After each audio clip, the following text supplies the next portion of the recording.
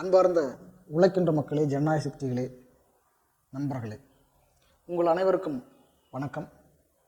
2024 நாடாளுமன்ற தேர்தலில் காவி கார்ப்பரேட் பாசிசத்தை வீழ்த்த தேர்தல் என்பது ஏமாற்று, தெருவில் ஒரே மாற்று, இறங்குவதே ஒரே மாற்று என்கிற அடிப்படையிலே நாம் தமிழகம் தழுவிய இயக்கமும் அதனை ஒட்டி ஒரு பொதுக்கூட்டத்தையும் நடத்த திட்டமிட்டிருக்கோம்.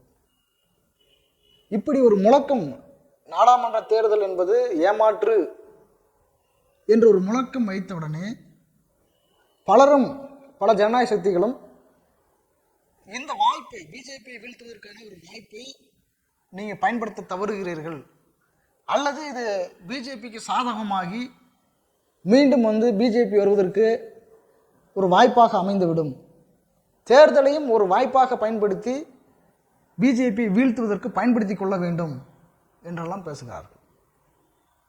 அப்போ தேர்தலில் ஒரு காங்கிரஸ் இந்திய கூட்டணி வெற்றி பெற்றால் அவர்கள் சொல்லிய வாக்குறுதி போல பிஜேபியில் இன்னைக்கு வழக்குகள்லேருந்து பொய் வழக்கு போடப்பட்டது, அல்லது ஊழல், பிஜேபி செஞ்ச ஊழல், அது அப்படி அவங்க மேலே போடப்பட்டிருக்கிற பல கிரிமினல்கள் வழக்கு போன்ற வாக்குறுதிகள்லாம் ராகுல்லாம் சொல்கிறார். அப்புறம் நிறைய வாக்குறுதிகள்லாம் கொடுத்துருக்குறாங்க. நாங்கள் மாற்று என்ன செய்ய போகிறோம், நீட்டு இந்த மாதிரிலாம் நாங்கள் இல்லாமல் ஆக்க போகிறோம்னு சொல்லியிருக்கிறாங்க. ஆனால் நாம் சொல்லுவது என்ன, இந்த தேர்தலில் காவி கார்ப்பரேட் பாசிசத்தை எதிர்த்து முறியடிப்பதற்கான ஒரு வழி இருக்கிறதா என்றால் அதை பற்றி விவாதிக்கலாம். இப்போ இந்திய கூட்டணியில் இருக்கிற பல முற்போக்காளர்கள் இப்போ மூச்சு விடுவதற்கு ஒரு அவகாசம் கிடைக்கும், அதை நாம் ஏன் பயன்படுத்தக்கூடாது? அதை பயன்படுத்தி விட்டு தெருவிலும் இறங்கி போராடலாமே. தேர்தலில் வீழ்த்திட்டோம்னா ஒரு அவகாசம் கிடைக்கும், அந்த அவகாசத்தை பாசிசம் வருவதை தடுப்பதற்காக நாம் பயன்படுத்தி கொள்ளலாம் என்று ஒரு வாதம் வைக்கப்படுது. இப்போ பாசிசம் அப்படின்னா அடித்தட்டு மக்களுக்கு பெருசாக தெரியல. இன்னைக்கு மக்கள் மத்தியில் எப்படி இருக்குது, வழக்கமாக வருகிற தேர்தல் போல் 5 ஆண்டுகளுக்கு ஒரு முறை தேர்தல் வரும், கட்சிகள் மாறும், ஆட்சிகள் மாறும், அப்புறம் ஒவ்வொரு கட்சியை மாறி ஊழல்களை சுமத்துறதெல்லாம் சொல்லிக்குவாங்க, மாறி மாறி குற்றம் சாட்டிக்குவாங்க. அந்த குற்றச்சாட்டுக்கு இந்த கட்சி பதில் சொல்லும், இப்படியே போகும். மக்களும் இந்த தேர்தலில் வழக்கமான பிரச்சாரத்தில் அந்த பிரச்சாரத்தை கேட்டு யாருக்கோ ஒருத்தருக்கு வாக்களிச்சுட்டு போயிடுவாங்க என்கிற ஒரு சுமூகமான நிலை வரும். அப்படி ஒரு முதலாளித்துவ அந்த நாடாளுமன்ற பாதிக்குள்ளார போய் யாரோ ஒரு முதலாளிகளுக்கு ஆளும் கட்சிகளாக இருக்கிறாங்க, எவனோ ஒருத்தன் சேவை செஞ்சுட்டு போவான். இது அடித்தட்டு மக்கள் எப்போதும் பார்க்குற ஒரு தேர்தல் மாதிரி தான் இந்த தேர்தலையும் பார்க்குறாங்க. ஆனால் நிலைமை என்ன, சிலர் சொல்லுகிறார்கள, இது கடந்த காலங்களில் நடந்த தேர்தல் மாதிரியான தேர்தல் இல்லை, இப்போ நிலைமைகள் மாறிவிட்டது, அதனால் நாம் அந்த தேர்தலை பயன்படுத்தி எப்படியாவது பிஜேபியை தோற்கடித்து விட வேண்டும் என்கிற வாதத்தை திரும்ப வெவ்வேறு வழிகளிலே இந்த வாதத்தை வைக்கிறார்கள்.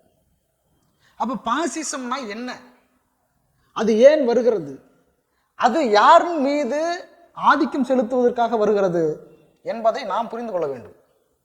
இந்தியா போன்ற நாடுகளிலே இன்னைக்கு ஆர்எஸ்எஸ், பிஜேபி இவர்களெல்லாம் காவி கார்ப்பரேட் பாசிசத்தை கட்டவிழ்த்து விடுகிறார்கள் என்று சொன்னால் அந்த பாசிச நடவடிக்கை பற்றி நீங்கள் பின்னாடி போய் ஆய்வு செய்யணும். இன்னைக்கு ஆர்எஸ்எஸ் என்பது இவர்கள் சொல்லுவது மூலம் ஏதோ ஒரு மதவெறியை தூண்டுகிற அமைப்பு அல்லது மதவெறியை தூண்டுகிற கட்சி.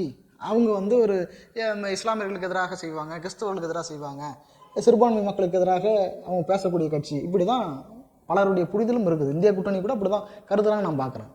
ஆனால் யதார்த்தத்தில் ஆர்எஸ்எஸும் பிஜேபியும் உலகில் மிகப்பெரிய பாசிச சக்திகளில் என்றைக்கும் இல்லாத அளவிற்கு மக்கள் அடித்தளங்களை கொண்ட ஒரு பாசிச அமைப்பாக இன்றைக்கு ஆர்எஸ்எஸ் பரிணமித்து நிற்கிறது என்பதை நான் மறந்துட்டு பேசலாம்னு நான் நினைக்கிறேன்.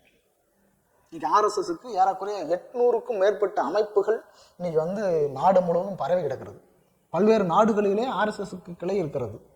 அவங்க பல்வேறு இடங்களிலே பல வகையான கருத்துக்களோடு மக்களை அனுப்பிட்டு இருக்கிறார்கள். இன்னைக்கு பழங்குடியின மக்கள்கிட்ட போனீங்கன்னா பழங்குடியின மக்கள் வணங்கக்கூடிய அந்த வழிபாட்டு முறைகள், அங்கே ஒரு அமைப்பை தொடங்கி வச்சுக்கிறாங்க, வனவாசி கல்யாணம்னு சொல்லி.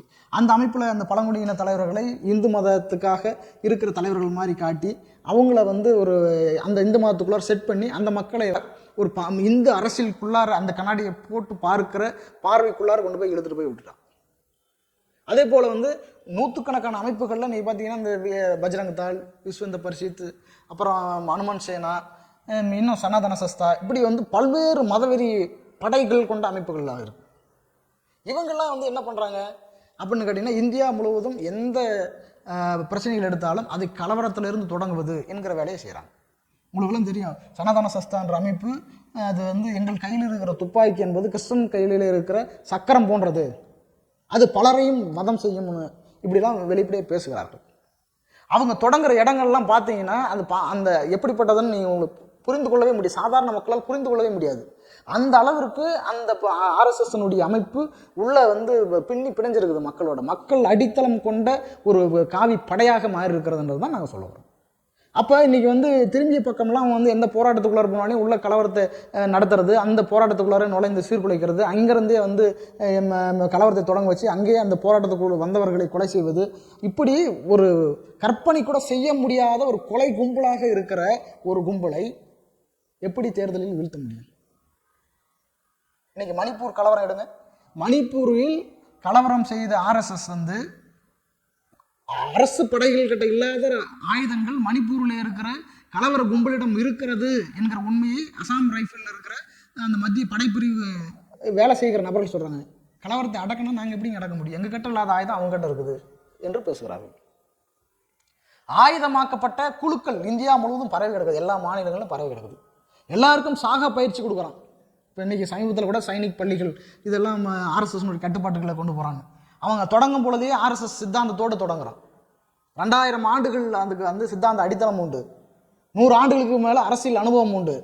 இதெல்லாம் அவன் கட்டி காய்த்து அவனுக்கு பணபலம் படைபலம் எல்லாத்தையும் உருவாக்கி நாடு முழுவதும் இப்படி ஒரு பாசிச படையை உருவாக்கி வைத்திருக்கிற ஒரு கும்பலை, ஒரு கட்சியை சாதாரணமாக தேர்தலில் வீழ்த்தி விடலாம் என்று நினைப்பது எவ்வளோ பெரிய கற்பனை. அப்போ இவர்களை வீழ்த்துவதற்கு என்ன வழி என்பதை பற்றி பேசணும். நாடாளுமன்ற பாதையில் பாசிசத்தை வீழ்த்த முடியாதுன்னா மாற்று என்ன என்பதை சொல்லணும்.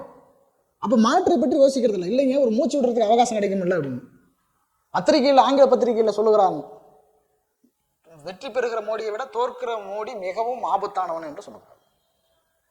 அப்படின்னா என்ன அர்த்தம்? பாசிசம் என்பது எப்படி வருது? தோல்வி நிலையில் இருந்தால் பாசிசம் வரும். இந்திரா காந்தி தோற்க போறாருன்னு தெரிஞ்சவனே தான் பாசிசத்தை கட்டவிழ்த்து விட்டாங்க. அன்னைக்கு மக்கள் அடித்தளம் இல்லை. ஆனால் இன்றைக்கு மோடிக்கோ ஆர்எஸ்எஸ்க்கோ அப்படி கிடையாது.